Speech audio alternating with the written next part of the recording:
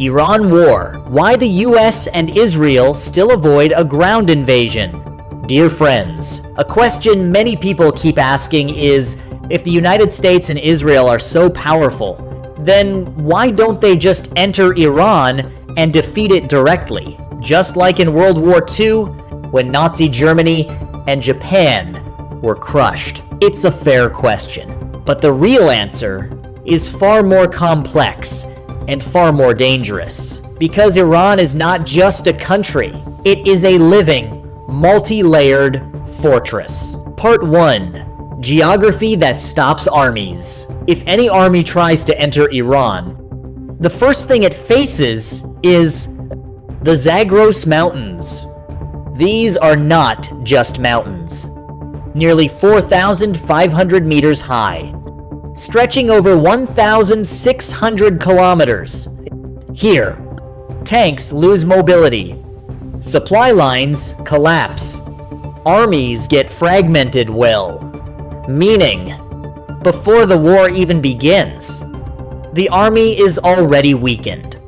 Part 2. The deadly interior. Even if an army somehow crosses the mountains, it enters a second layer of defense. Dasht-e Kavir. Dasht-e Lut. Here, the real enemy is not soldiers.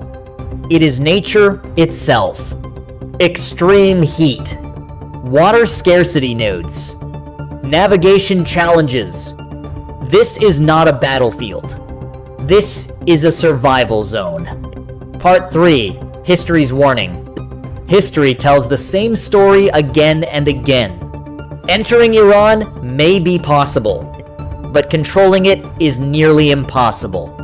Alexander the Great won battles but struggled to stabilize control. Iran-Iraq War lasted 8 years. No decisive victory. Iran is not just a battlefield. It is a trap. Part 4.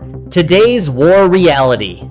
Today, the situation is even more dangerous.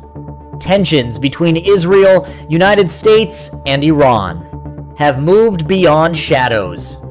This is now direct military confrontation. Airstrikes, missile attacks, drone warfare. And yet, one thing still hasn't happened. A full-scale ground invasion. Part 5. IRGC and asymmetric warfare. Iran's real strength lies beyond its regular army. The Islamic Revolutionary Guard Corps. It includes millions of militia forces, regional proxy networks, hybrid warfare capabilities. This means, if a ground invasion begins, the war will not stay contained. It will spread across the entire Middle East. Part 6. Hormuz, the world's pressure point. The Strait of Hormuz. About 20% of the world's oil passes through here. If this route is blocked, oil prices could skyrocket. Global markets could crash. Energy supply chains could break. So a war with Iran becomes a global crisis. Part 7. Nuclear uncertainty. The biggest fear of all? Iran's nuclear program. No one knows for sure how advanced it is, how far it can go. This uncertainty itself becomes a powerful psychological deterrent.